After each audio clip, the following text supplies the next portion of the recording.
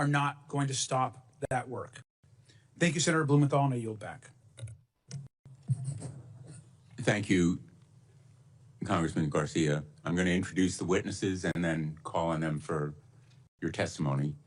Teyana Gibson Brown is a United States citizen and resident of Minneapolis. In January, federal immigration agents raided her home, her family's home, and took her husband without a judicial warrant. Eric Schwank was formerly an assistant chief counsel with ICE. From September of last year until earlier this month, he served as a trainer for ICE. He dealt with recruits at the Federal Law Enforcement Training Center in Glencoe, Georgia. Steve Bunnell is a former general counsel of the Department of Homeland Security and a former chief of the criminal division at the United States Attorney's Office in the District of Columbia, a distinguished, longstanding prosecutor.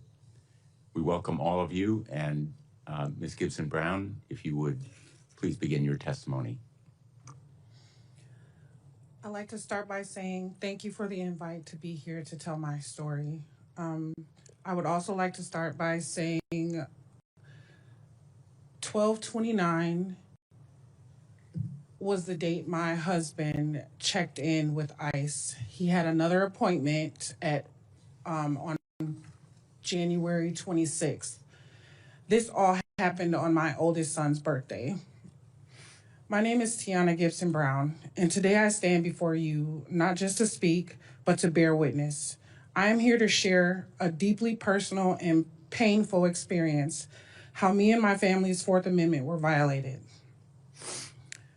Most days when I get off of my night shifts, the mornings have a usual routine for me.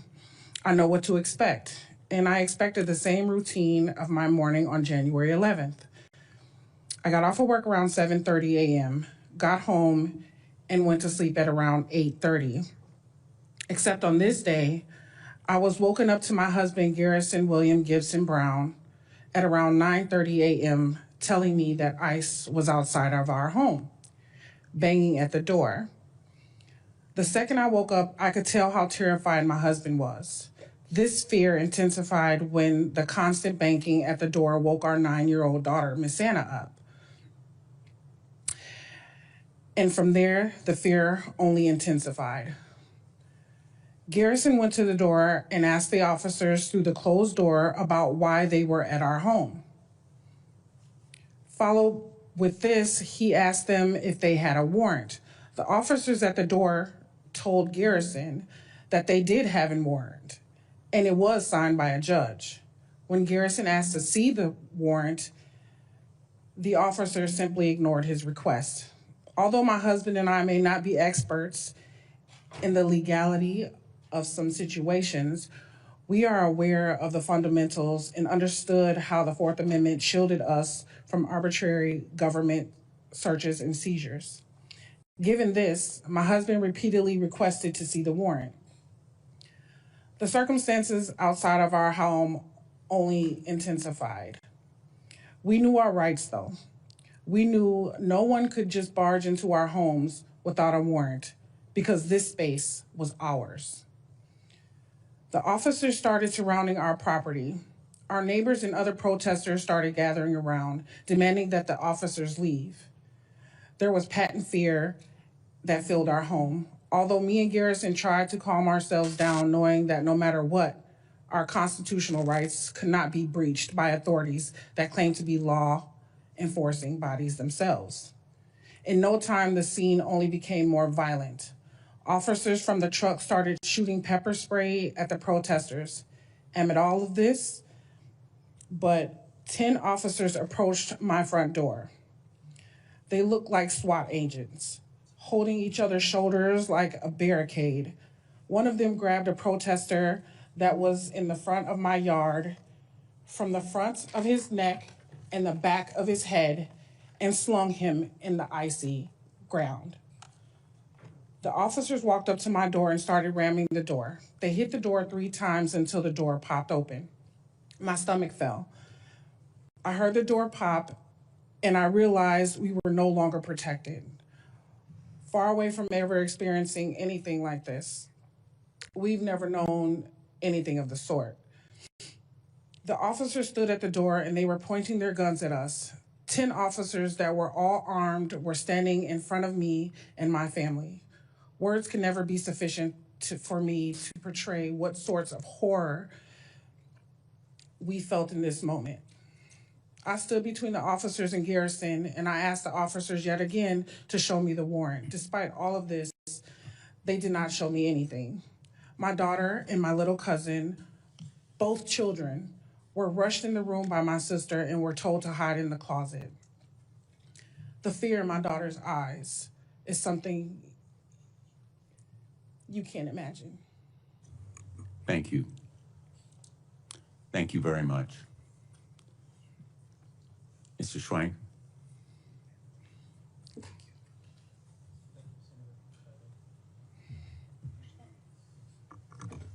Thank you, Senator. Thank you, Senator Blumenthal, Representative Garcia, members of the committee. My name is Ryan Schwank. I swore an oath to uphold the Constitution when I joined ICE on August 1st, 2021, as an Assistant Chief Counsel.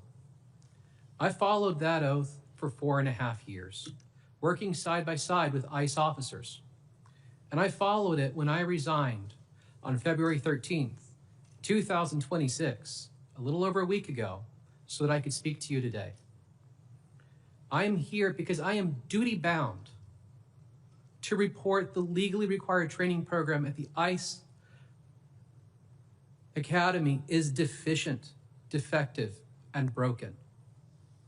5 months ago, I was asked to teach the law to new cadets at the ICE Academy in Glencoe, Georgia, where ICE is training its new, inexperienced recruits. I volunteered, those without law enforcement training, I volunteered to take on this assignment based on my experience in law enforcement oversight, including at the state and local level prior to my work with ICE. On my first day, I received secretive orders to teach new cadets to violate the Constitution by entering homes without a judicial warrant. For the last 5 months, I watched ICE dismantle the training program, cutting 240 hours of vital classes from a 584-hour program. Classes that teach the Constitution, our legal system, firearms training, the use of force, lawful arrests, proper detention, and the limits of officers' authority. For example, they ceased all of the legal instructions regarding use of force. This means that cadets are not taught what it means to be objectively reasonable, the very standard which the law requires them to meet when deciding whether or not to use deadly force. Our jobs as instructors are to teach them so well that they can make split-second decisions about what they can and cannot do in life or death situations. Yet, in the name of churning out an endless stream of officers, DHS leadership has dismantled the academic and practical tests that we need to know if cadets can safely and lawfully perform their job. All to satisfy an administration demanding they train thousands of new officers before the end of the year. DHS told the public that new cadets receive all the training they need to perform their duties, that no critical material or standards have been cut. This is a lie. ICE made the program shorter, and they removed so many essential parts that what remains is a dangerous husk. No reasonable person would believe a training program suddenly cut nearly in half could meet the minimum legal requirements. These aren't abstract rules. They're required in regulations such as 8 CFR 287G1. Congress requires immigration officers to meet minimum standards for a reason. ICE cannot lawfully perform their duties, make arrests, carry weapons, and use force without passing appropriate training. New cadets are graduating from the academy despite widespread concerns among training staff that even in the final days of training, the cadets cannot demonstrate a solid grasp of the tactics or the law required to perform their jobs. Without reform, ICE will graduate thousands of new officers who do not know their constitutional duty, do not know the limits of their authority, and who do not have the training to recognize an unlawful order. That should scare everyone. DHS assures the public these cadets can get the job training on compensate for anything missing at the academy. This is a lie. Many graduates go to their home office just long enough to get their gun, their badge, and their body armor before deploying to places like Minneapolis and other ICE operations with minimal supervision. It's shocking that anyone would think this is safe or responsible. And this pattern of lies is not isolated.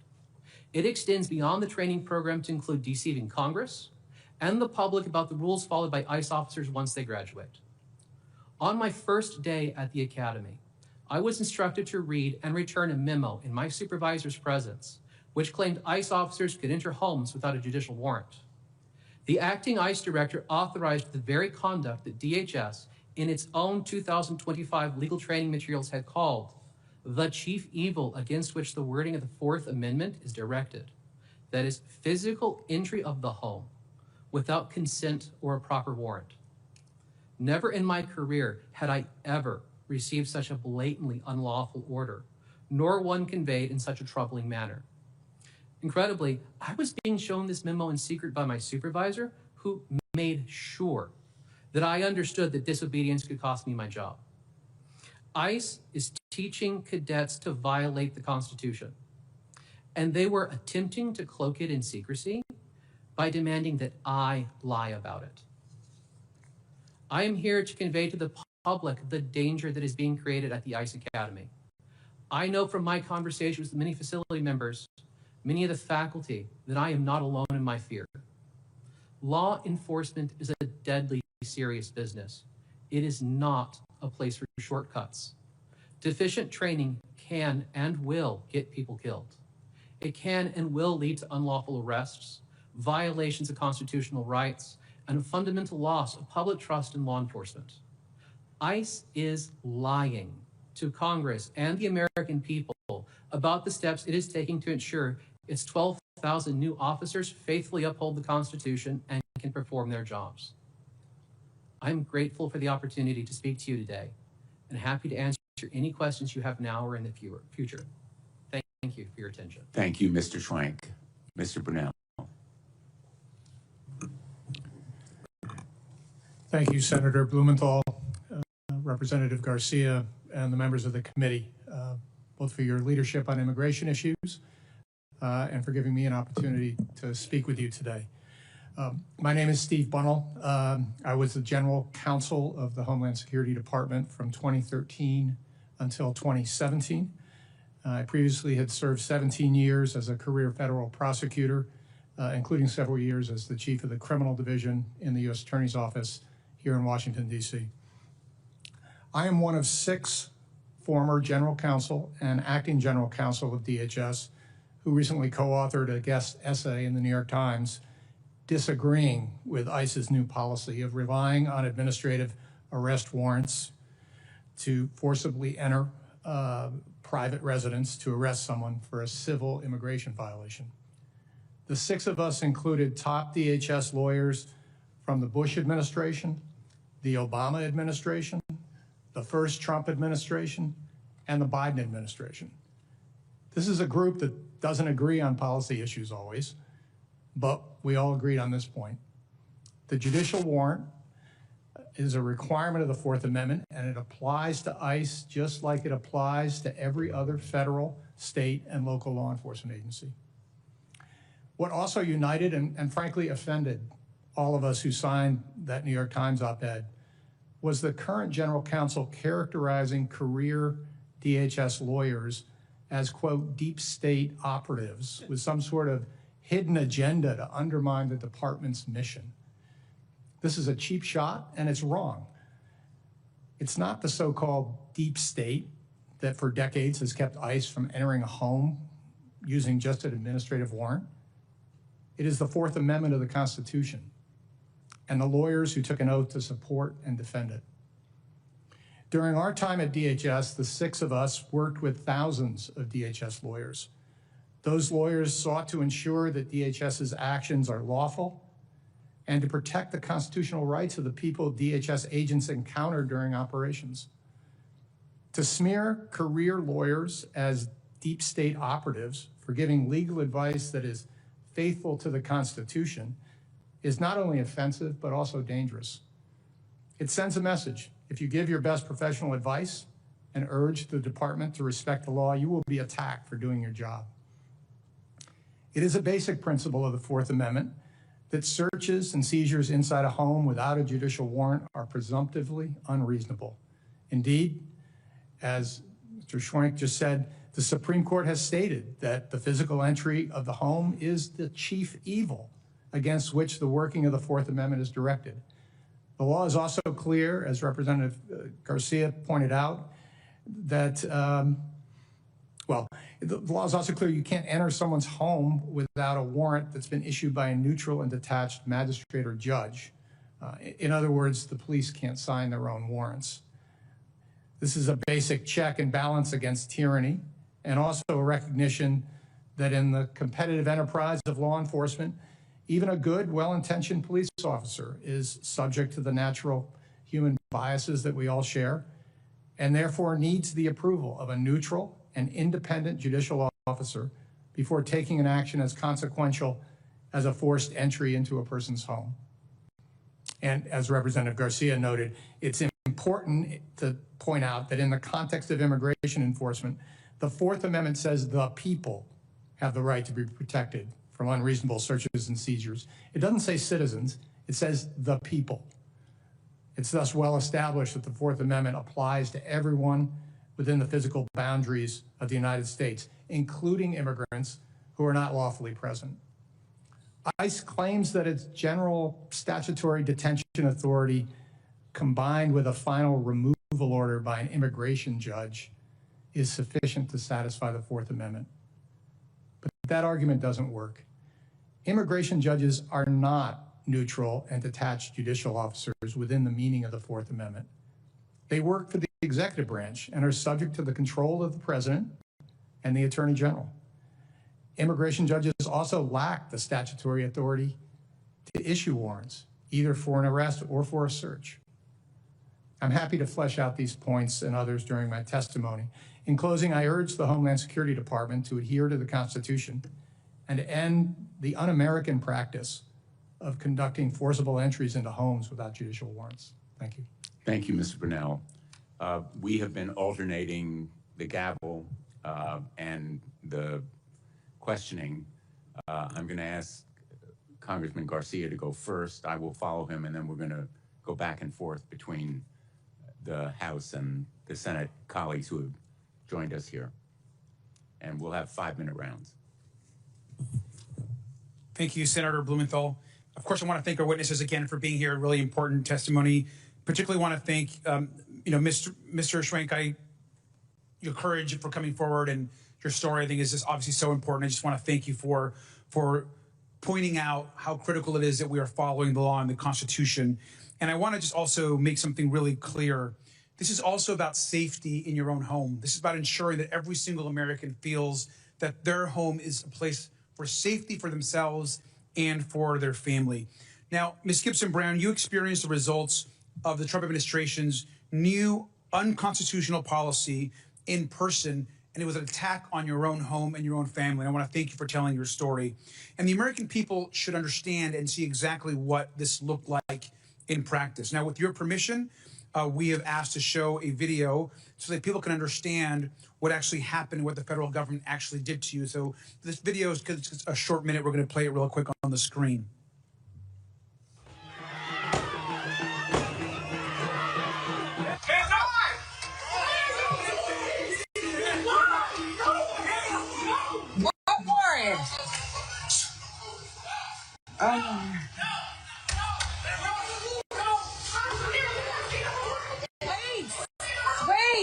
Wait! Somebody in here for my babies! Stay in your room and shut the door!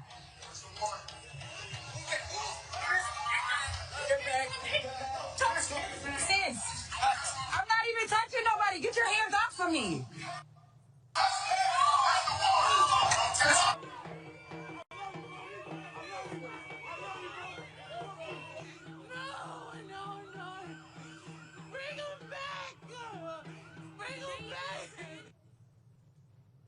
All right, listen up. That's really, I think that's hard to watch, I think, for anybody. And I'm sorry, Ms. Gibson Brown, that you had to experience that. But I think it's important for the American public to see that video. That could happen to any person in this country. And some of what you said, there are kids in this house, show the warrant first. Where is the warrant?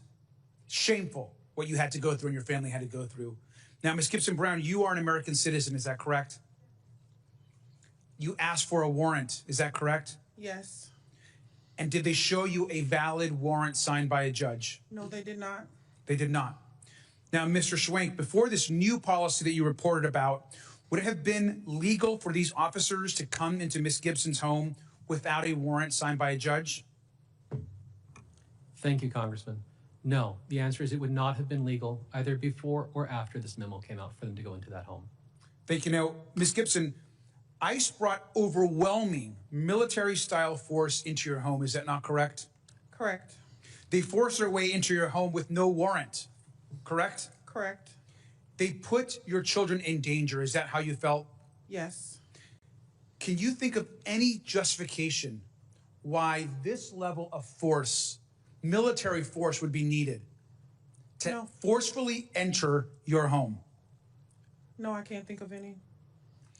This is what happens when we disregard the Constitution, when we disregard the rights of people in this country. This is wrong, it's outrageous, and every person should be ashamed of our own government for causing this kind of terror, not just to you and to your own family and neighborhood, but to folks across this country. There's no other way to describe what they're trying to do than to terrorize communities and neighborhoods. I want to say I am sorry for what you've had to experience. I know that is not enough. This government should be not just apologizing to you, but for they should try to right that wrong. And it's the obligation of all of us here in this room and across the country to stand up to this tyranny. So thank you. And Senator, I yield back. Thank you, Congressman Garcia. I'm going to hold up two posters. One of them you've just seen is what happened at your home. The other is of a memo. Mr. Schwank, I think you'll recognize this memo. It is a memo written by Acting Director Lyons. We've seen it before at this hearing. It says, in effect, ICE officers should violate the Fourth Amendment. Were you taught or told that you should train ICE agents in accordance with this memo? Thank you, Senator. Yes, on the very first day I arrived at Glencoe to teach, I was told that we were to instruct cadets to follow the instructions in this memo, but that we would not write down any of those instructions, that we would not keep a record that we taught it to them. That's a critical point, because I asked Acting Director Lyons whether this memo was distributed, and he said, in fact, that it was with an email that so far they have failed to produce. What you're saying is that you were told not to reveal it, correct?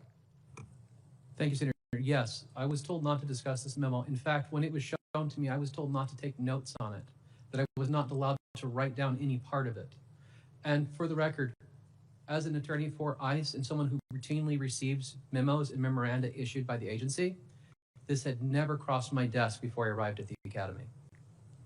So, in effect, you were told as an instructor on the law that you were to train ICE agents how to break the law. I think every American should be absolutely horrified by that fact. And you were not alone. This memorandum was the basis for training ICE agents generally, hundreds, thousands of them during this fiscal year. Let me ask you about topics that there were practical exams on. And I'm going to show you another chart, which, in effect, and you've seen it, it's difficult to decipher in this forum, but it depicts the topics of exams that were given, practical exams and coursework.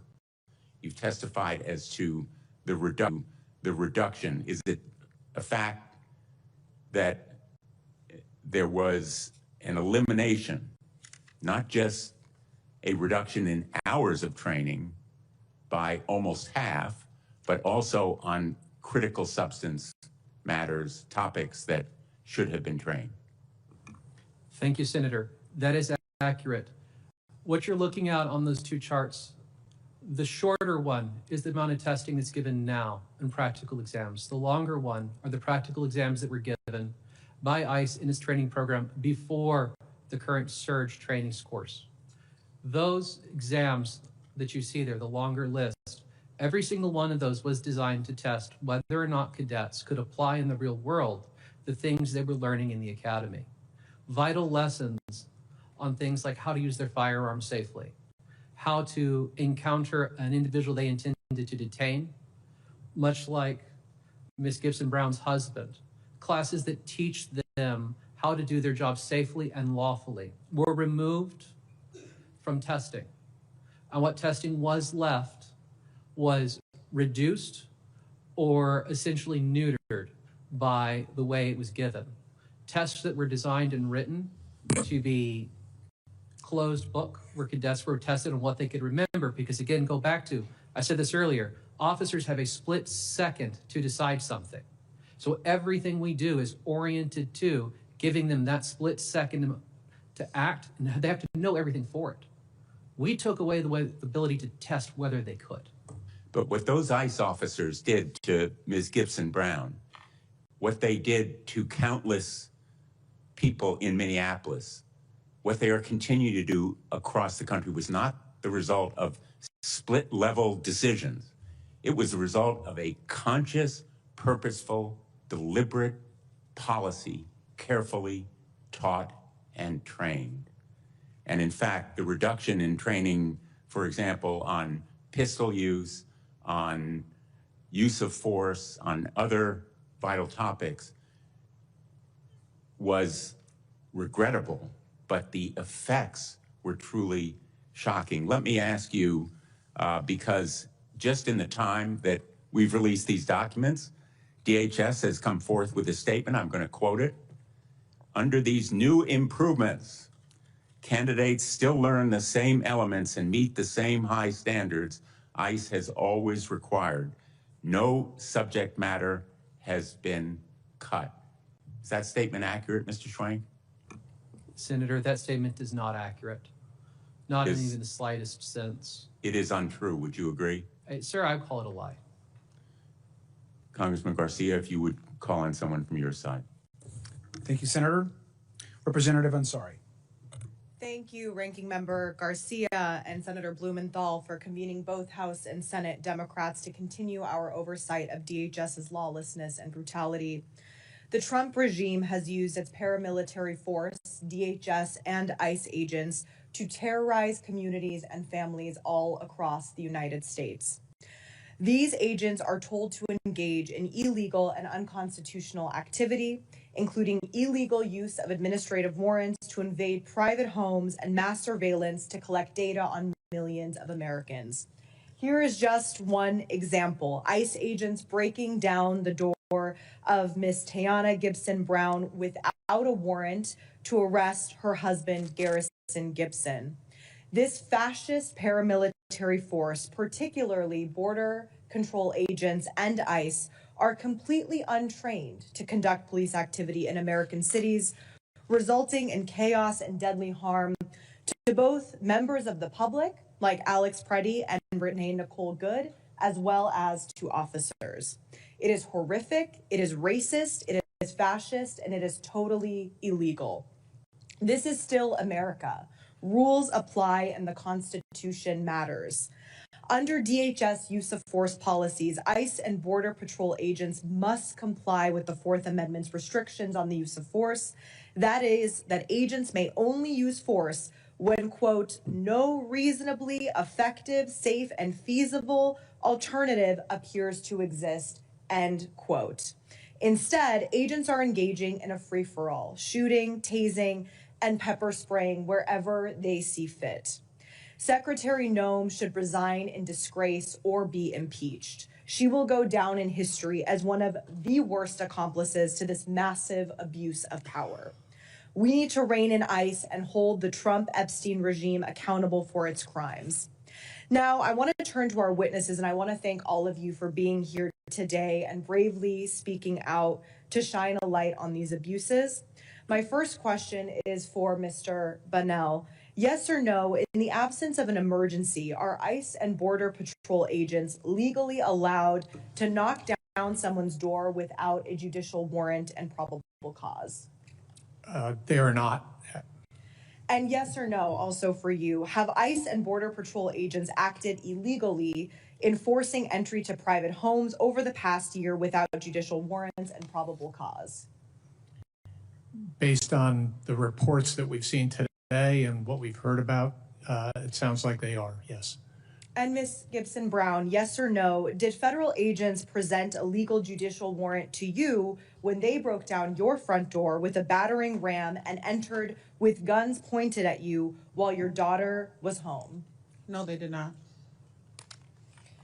And to Mr. Schwank, thank you so much for your testimony today. Yes or no, are ICE agents being told they can force entry into private homes without judicial warrants? Yes, they are. And you said in your introduction, quote, there was a secretive order to train officers to violate the Constitution.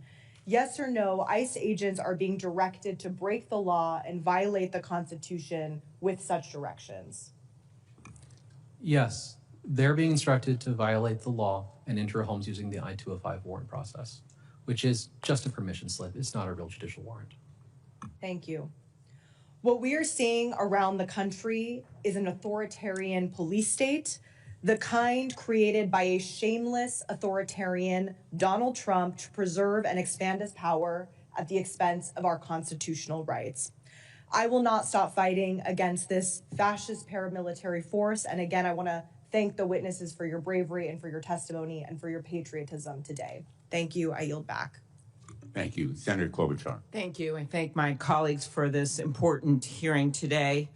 And I will say I've repeatedly challenged my Republican colleagues that if you believe in the Constitution, then you believe in the First Amendment right to assemble. If you believe in people's liberties, if you believe in the Constitution, then you don't go after people for having a legal permit to carry like they did to 𝗟𝗶𝘃. Then you believe in the Second Amendment. If you believe in the Constitution, then you believe in the Fifth Amendment, right to due process. And if you believe in the Constitution, you believe in the Fourth Amendment right against search and seizure, which is the major part of this hearing that we're talking about today. And I would start with you, Mr. Bunnell. Thank you so much for coming forward. In your written testimony, you noted that the DHS legal training materials previously called physical entry into a home without consent or a judicial warrant the chief evil against which the wording of the Fourth Amendment is directed. As you know, Justice Scalia once wrote that when it comes to the Fourth Amendment, the home is first among equals. Can you explain why the home holds this special importance under the law? Thank you, Senator.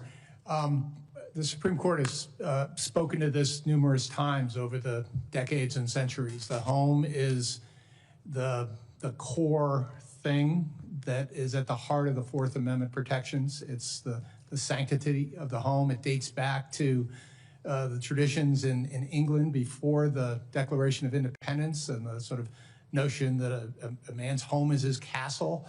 And so this is a deeply rooted principle of American jurisprudence. Thank you very much. And I know we've had it happen numerous times. It wasn't just in the sad case of Ms. Gibson Brown in front of her 9-year-old daughter, husband, sister. It also happened to a Hmong elder who was dragged out of his house by mistake in the coldest day ever in his underwear and thrown in a car and driven around for 24 hours. So Ms. Gibson Brown, you had just come back from your night shift as a nurse, is that right? Yes, ma'am. And that's why you're wearing the scrubs in the video? I had fell asleep with my scrubs on, yes. And you work in intensive care unit, is that right? A pediatric intensive care, yes. And how long have you been doing that? 21 years. So there you are, you're home, and then suddenly your husband wakes you up and tells you that this has happened. Could you talk about how you felt at that moment? I just didn't understand because he had just checked in. And then he had another check-in for the 26th, and it was my son's birthday that day, so I was just in shock.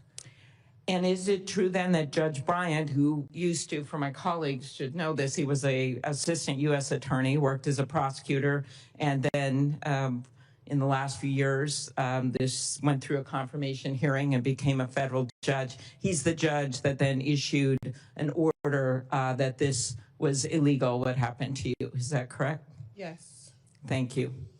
Mr. Schwank, thank you for coming forward, as my colleagues have noted. And I want you to go over again, because it was just so shocking to me, what was eliminated from the training of these ICE agents, just because it's been my constituents that's been dragged out of their homes, like the Hmong elder.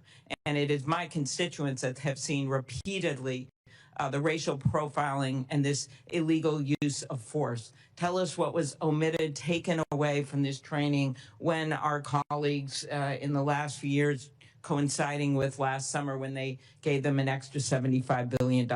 What was taken out of the training, Mr. Schwank? Thank you, Senator. What was taken out of the training were classes on use of force, specifically classes taught by the legal department, as well as classes taught by other units. What was taken out was almost 16 hours of firearms training, classes that teach them how to use their weapons correctly and safely. What was taken out were classes on how the Constitution works, what the constitutional requirements are for their job, and the constitutional limits on their authority. In fact, the class where we talk to the officers and teach them about the rights of protesters was cut from a 2-hour program into about 10 minutes. They got shoehorned into a lecture on what the concept of a seizure is.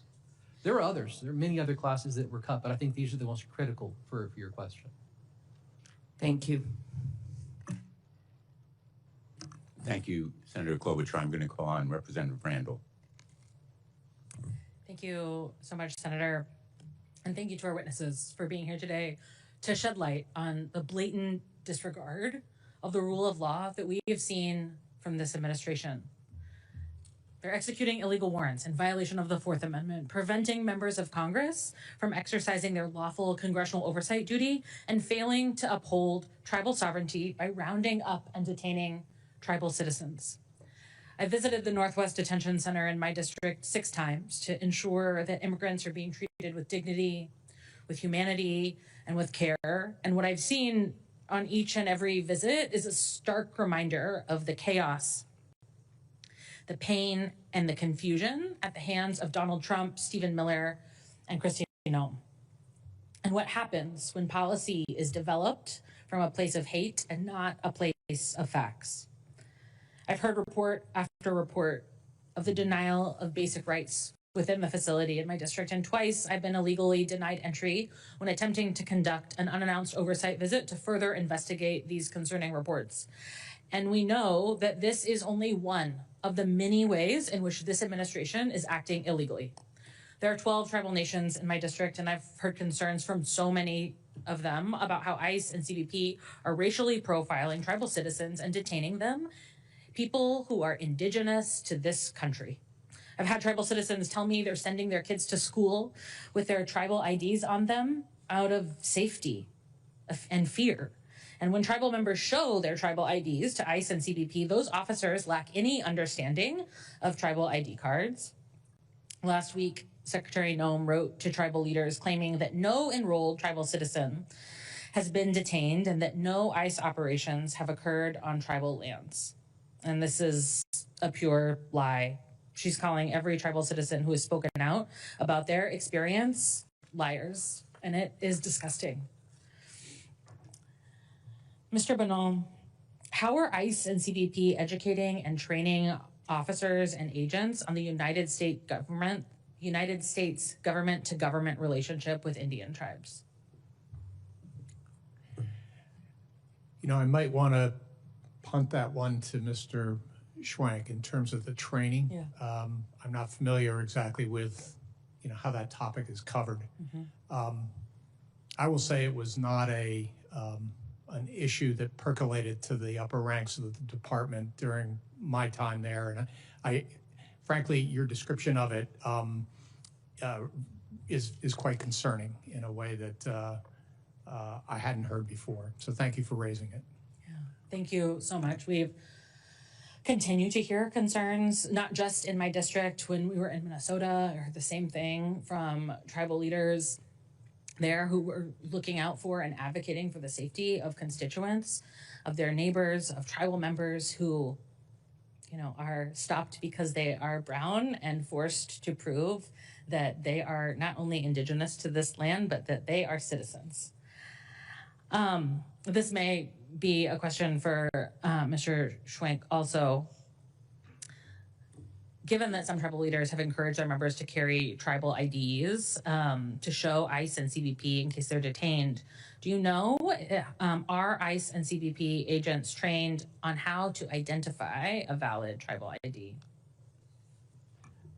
I do not, thank you for the question, but I do not have any particular information on how they're trained to identify a tribal ID. I do know there are general classes on identification documents that they take, but again, because we have eliminated practical testing, I have no idea if they're actually learning it. Yeah. In the materials I teach, or I taught for the academy, the only things we discussed involving Native Americans were the possibility that some Native American tribes have the ability to cross the United States border. That was really all we ever covered in that side of it. Thank you. What about racial profiling? Can you tell us what guidance was provided to ICE agents regarding racial profiling? Yes, yes, Representative. In the training material that we taught, the material calls for the department to follow the Department of Justice's guidelines on the use of race and other factors in law enforcement operations. But in practice, what the cadets are taught is to follow what's called the Kavanaugh stop. That is that they are allowed to use race as a factor, not the sole factor, but a factor in their operations. Thank you. I think we've all seen the disturbing effects of that practice in our communities and across the country, and I really appreciate you for being here and sharing. Thank you. I yield back. Thank you, Representative Brandel. Senator Wells. Well, thank you all very, very much, each of you, and we're all horrified at what happened to you, Ms. Gibson Brown. Let me just ask a question, Mr. Schwank. With respect to that attack on the home of Ms. Gibson Brown, aside from the warrant question, why in the world, and in what world, did we need a force with automatic rifles, combat fatigues, helmets, the whole military operation? What part of Homeland Security requires that to go to this woman's home? Thank you, Senator. I can address that question to some degree. Part of that I have to defer on because I believe it might reveal tactical practices of the agency, and I don't feel comfortable disclosing that. But to what I can address is that those officers in that situation, regardless of how they show up to the scene, however they're dressed, whatever equipment they're carrying, are supposed to know their constitutional law, their understanding of what their authority is, well enough that regardless of whatever orders they receive before they show up. Let me interrupt for a second. I get that. I'm just shocked that you would have that level of force to show up at this woman's home. I mean, my view of that, it's intended to intimidate not just Ms. Gibson Brown and terrorize her family and her children. It's intimidating to everybody in this country to see that level of force. How about you, Mr. Bunnell? Thank you so much, by the way. The deep state, I just laughed when I heard that. Because, my sense of what you do and your colleagues and people who've been career prosecutors suggests a commitment to the Constitution, a commitment to professionalism, a commitment to duty. If that's the deep state, that's a pretty good state to be in. I want to express my gratitude for the work you are doing and your colleagues. But what about this question of having a decision made by a superior to deploy people in combat gear, automatic rifles, to go out to a citizen's home? I mean, leave the warrant part of it alone. With or without a warrant, I'm shocked that that is what you had to arrive home to. Well, I share your reaction to it as kind of wildly over the top. I mean, why you need to dress like you're invading Iraq in order to go apprehend somebody who is not a fugitive. I mean, I think that's the point that gets lost a little bit is, yes, there may be some probable cause that somebody is removable, but a warrant is usually something for somebody who is a fugitive. Right. As I understand, you know, Mr. Gibson's situation, he had removal orders. He received a removal order in 2009, and he'd been checking in regularly as he was supposed to, including right up, you know, shortly before this. That's a discretionary decision by somebody higher up in the chain that sent these officers out in that way, right? Yes, it was not a judicial officer. It was somebody, their supervisor in the field office. Yeah, it's part of the Christie Nome terror campaign against Americans. Right. I would also just note that to the extent that ICE at least purports to want to have a strong partnership with state and locals and would like to improve their reputation in the communities that they say they're trying to protect and serve, this strikes me as an extremely, shall we say, odd way to build trust and credibility with either the people of the community or the state and locals. How about counterproductive? They're probably much stronger words that could be, at a minimum, odd and counterproductive. Let me ask both of you, is there any justifiable reason, any justifiable law enforcement reason that the standards of training and safety and policing that apply to the Burlington, Vermont police force, to the Vermont State Police Force, to police forces in all our jurisdictions in the country should not apply to ICE? Mr. Schwank. Thank you, Senator. And my answer to your question is no. At a root level, all law enforcement should be trained to a minimum standard to understand when they can and cannot enter a home, when they can and cannot use force, when they can and cannot make an arrest. And this was the point I was approaching earlier, Senator, is that regardless of how they showed up at the scene, regardless of how they were told to dress when they came there or what they were told to carry, every one of those officers was supposed to know what they were allowed to do under the Constitution. And that was the point of the training program, is to teach them to know that and to know it well enough that even if they got an order that was unlawful, they would know not to follow it. Thank you. Thank you. My time is up. Thank you very much. Thank you. Next, I'd like to call up Representative Walkinshaw, please. Thank you, Ranking Member, and thank you all for being with us. We're a nation in crisis right now. The Trump administration has turned American cities into war zones, unleashing masked, minimally trained agents and falsely claiming that these agents have absolute immunity from prosecution. Now DHS has embarked on a secretive campaign, as we've heard today, in disregard of the Constitution to allow warrantless entry into the homes of U.S. citizens. And I just have to say, you know, I serve in the House of Representatives with a lot of folks who describe themselves as small government, limited government conservatives. They even have a caucus called the Freedom Caucus. If the federal government can smash down your door while your children are sleeping without a warrant signed by a judge, you do not have a small or limited government.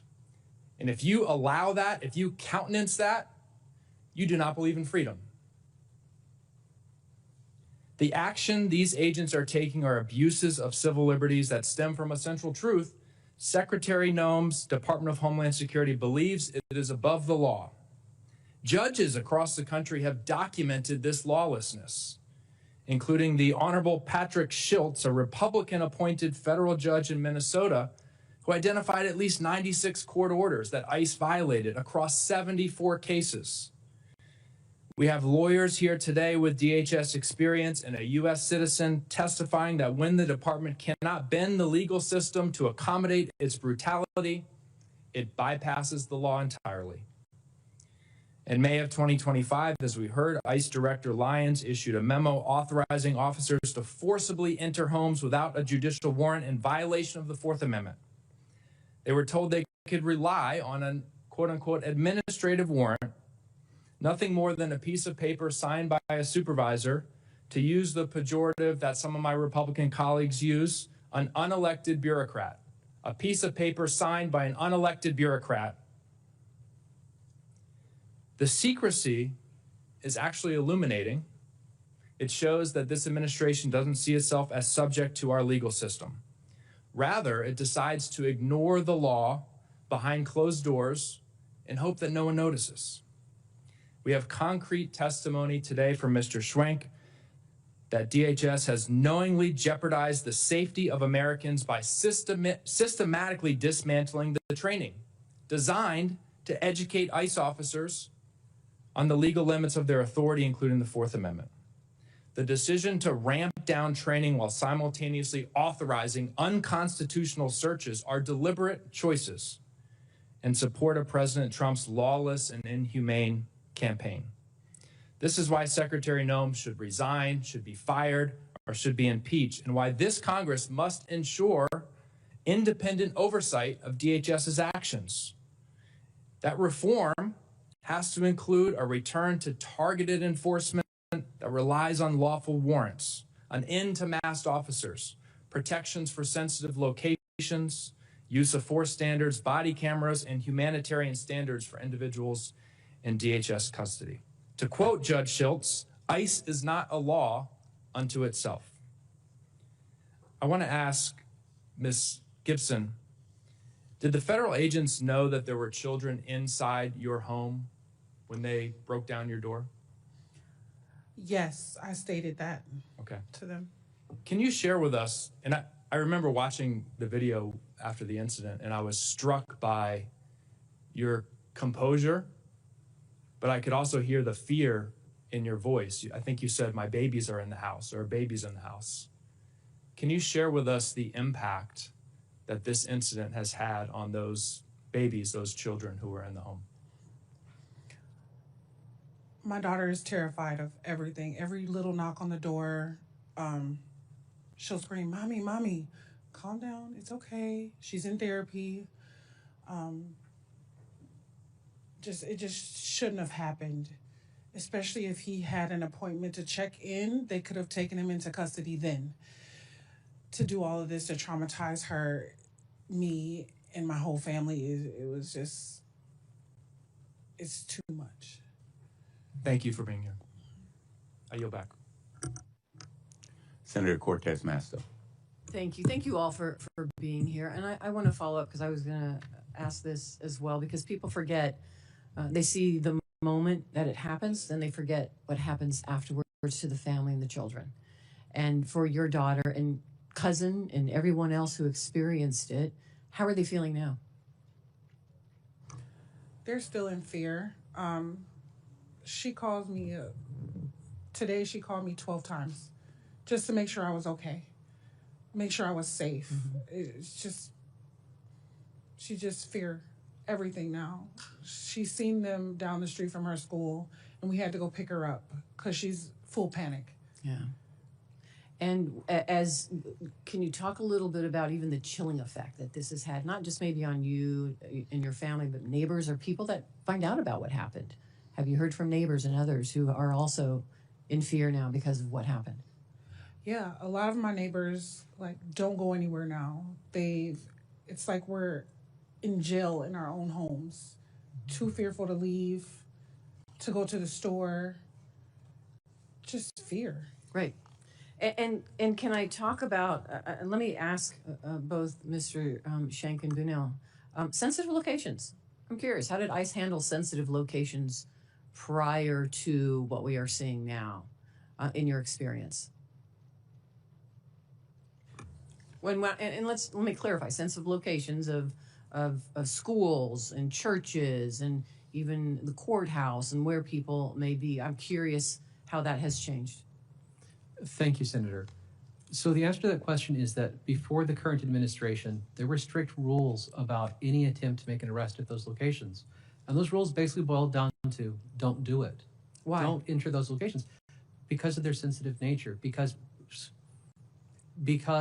an ICE officer entering into a church, a school, a courthouse has the effect of convincing people not to go to those places, to avoid them. And when people avoid going to church, school, or court, they step away from the rights and the roles they have in our civic society. It pushes them away from it and gives them less power to protect themselves. And wouldn't you agree somebody's home is also considered a sensitive location? That's why it requires Fourth Amendment, really constitutional protections it has, and it requires a Fourth Amendment judicial warrant to enter. Wouldn't you agree, because of what we're hearing right now, the impact it is having to families because they don't even feel safe in their homes? Yes, Senator. In fact, I think that's why it's not included in those original memos. Yeah. It's obvious to anyone who looks at the U.S. Constitution that the home is a sacred place. It is a place where everyone should feel safe when they close their door.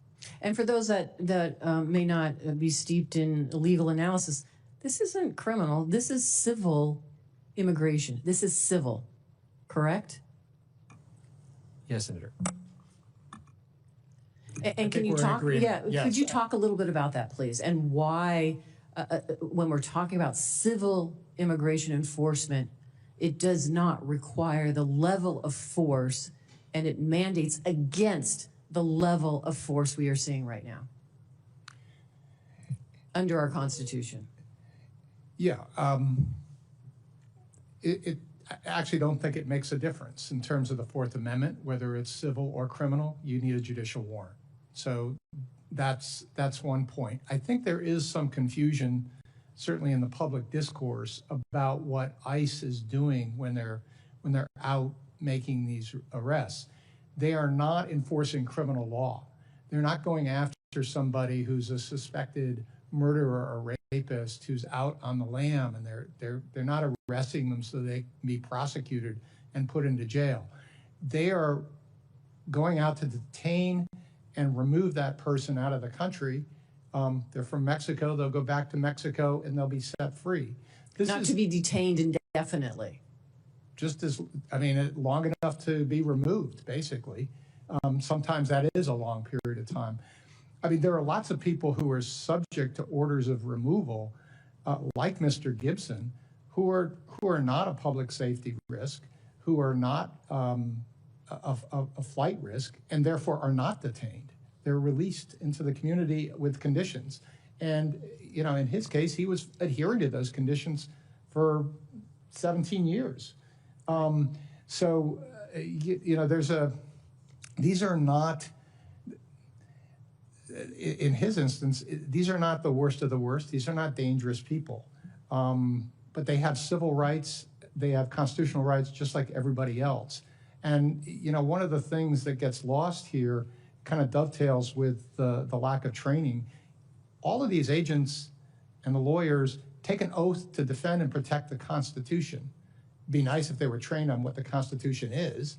The Homeland Security Act says as part of its mission, the department is supposed to protect civil liberties, protect privacy. A secure homeland is a homeland in which you have those rights secured. You have the freedoms and securities that the country promises. And so we're losing sight of the mission when we don't pay attention to the Constitution, we don't pay attention to the oath, and we ridicule the, quote, deep state for trying to follow that oath. And with the chairman's indulgence, I have one final question, because Mr. Schwank, you talked about how the training, they've eliminated some training and then shortened some of the training around use of force, 16-hour firearms training around constitutional law that you talked about was so important, and the rights of protesters. It's been diminished about, 10 minutes. Let me ask you this. Who are they hiring, though? Are they police officers that already have this training so they don't have to worry about it? Or who's being hired? Is it individuals that don't have any law enforcement background or constitutional background? I'm curious what we're seeing here in this surge. Thank you, Senator. So I want to start to answer that question by saying I was genuinely surprised by two things about the cadets I saw at the academy. One was that I routinely met cadets who genuinely wanted to learn and understand what they were supposed to do, that they wanted to do their jobs correctly. I have no doubt that if given the opportunity, they would do that. But they are cadets who come from a variety of backgrounds. I've had cadets who were 18 years old. I had a cadet who we celebrated her 19th birthday in one of our classes. We have cadets who don't have college degrees. We have cadets for whom English is not their primary language. I was genuinely surprised by the sheer number of cadets we had that were first or second generation immigrants. And these are all people who I think want to do well, but they don't have the background, and we're not giving them the training to do this job correctly. We're not giving them the training to know when they're being asked to do something that's not supposed to do, something illegal or wrong. Thank you. Thank you, all three of you, for being here. Thank you, Representative Tilley. Thank you so much. Thank you all for, of course, being here. But I want to tell you, Ms. Gibson-Brown, I didn't know your name. I saw that image immediately in front of your home. That's your home, right? I don't know if you realize how much it connected so many Americans, including myself, across the country. It's your porch, your private home. And all I kept thinking about was looking at the military gear, the silencers. I don't know if you realize I watched those things, the military gear. And, you know, I start digging and I find out that ICE is primarily contracting out with two of the I think federal immigration agencies contracted primarily with two firearm manufacturers to buy guns in 2025. And in the last hearing, I specifically talked about how they purchased like taser launches or something, all this stuff. But now, according to some records, a report that recently came out, they've already spent about Border Patrol contract with the same companies, and together ICE and Border Patrol contracted for more than $30 million in ammunition and $25 million in what they call less lethal. But guess what less lethal is? It's pepper ball guns. That's still lethal, and pepper sprays, including tasers.